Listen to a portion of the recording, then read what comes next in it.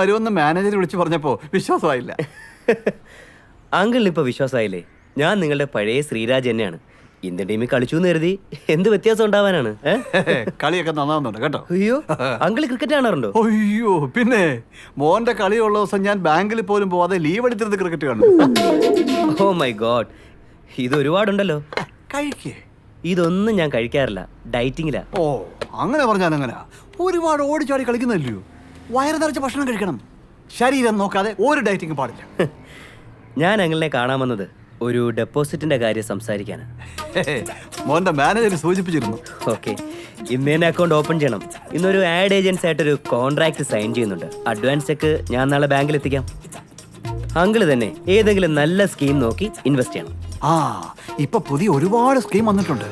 ഉദാഹരണത്തിന് mutual fund വിത്ത് insurance coverage, അങ്ങനെ പലതും. നമുക്ക് പല സ്കീമിലായിട്ട് ഇൻവെസ്റ്റ് ചെയ്യാം. അപ്പൊ റിസ്ക്കും കുറഞ്ഞു കിട്ടും.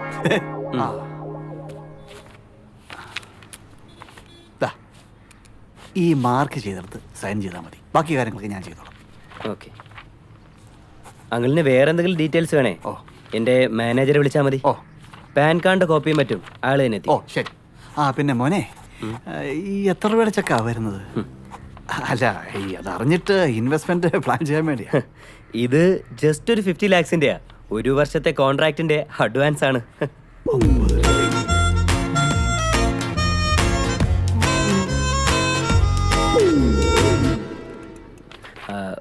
മകളെ കണ്ടില്ല?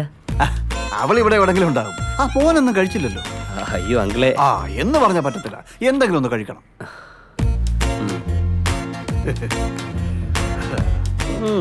ഡെലീഷ്യസ്. മകളുണ്ടാക്കിയായിരിക്കും. ഏയ് അവക്കൊന്നും ഉണ്ടാക്കാറിയില്ല. അവളെപ്പോഴും ഓഫീസിലെ വർക്കെന്ന് പറഞ്ഞ ഇരിപ്പല്ലയോ. അല്ലെങ്കിൽ തന്നെ അവൾക്ക് എവിടുന്ന സമയം? ഇതെല്ലാം മോന്റെ ആന്റി ഉണ്ടാക്കിയതാ.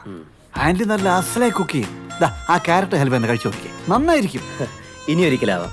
എനിക്ക് ആഡ് ഏജൻസി ആയിട്ടൊരു മീറ്റിംഗ് ഉണ്ട്. സമയമായി.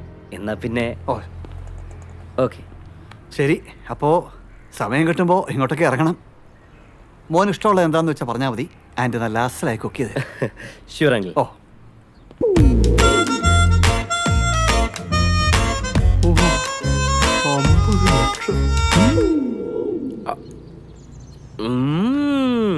രോഗങ്ങൾ വരാതിരിക്കാനും രോഗപീഠകളിൽ നിന്ന് രക്ഷ നേടാനുമുള്ള ഒരേ ഒരു പ്രതിവിധിയാണ് ഈ പ്രതിവിധി ചവന പ്രാവശ്യം.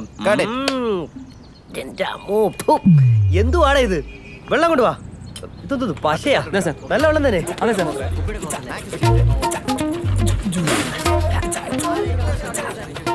ഓക്കെ അല്ലേ?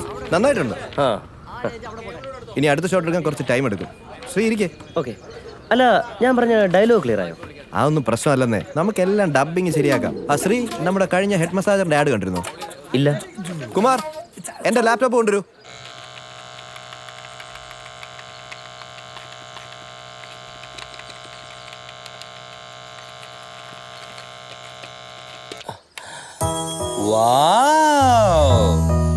ഇന്നത്തെ കാലത്ത് എല്ലാവർക്കും ടെൻഷനും ജോലി സമ്മർദ്ദവുമാണ്. വീട്ടിലെത്തി റിലാക്സ് ചെയ്യാന്ന് വിചാരിച്ചാലും ടെൻഷൻ നിങ്ങളെ വിട്ടുപോകുന്നില്ല. റിലാക്സ് ഫാർമ അവതരിപ്പിക്കുന്നു ഹെഡ് മസാജർ. ഈ മസാജർ ഒരു തവണ ഉപയോഗിച്ചാൽ ഇതിന്റെ ഗുണം നിങ്ങൾക്ക് മനസ്സിലാകും. മാനസിക രോഗികൾക്ക് പോലും ആശ്വാസവും സന്തോഷവും പകരുന്ന ഈ മസാജർ എല്ലാവർക്കും ഒരുപോലെ ഗുണകരമാണ്. റിലാക്സ് ഫാർമയുടെ ഹെഡ് മസാജർ, എന്റെ സന്തോഷത്തിന്റെ രഹസ്യം. എങ്ങനെയുണ്ട്? നന്നായിട്ടില്ലേ? എല്ലാം നന്നായിട്ടുണ്ട്. പക്ഷെ ആ ലാസ്റ്റ് സെന്റൻസ് ഒരു കുഴപ്പമില്ല. ക്ലയന്റ് ഹാപ്പിയാ. അടുത്ത ആഴ്ച തൊട്ട് ടെലികാസ്റ്റ് തുടങ്ങാം. പിന്നെന്താ? അല്ല, ആ ലാസ്റ്റ് സെന്റൻസ് കേട്ടാ എനിക്കും വട്ടാണ് എന്നൊരു ധ്വനിയുണ്ടോ? അതിന് സ്ത്രീക്ക് വട്ടില്ലല്ലോ. റെഡിയാണോ? ഇപ്പൊ ശരിയാവും സാർ. സാർ, ആളെ കൊണ്ടുവന്നിട്ടുണ്ട്. മേക്കപ്പ് റൂമിൽ ഇരുത്തിരിക്കുക. ഞാനിപ്പോ ഒന്നുകൂടെ ശ്രദ്ധിച്ചേക്കൂ. എൻ്റെ ഒരു സംശയമാണ്. ഓക്കെ.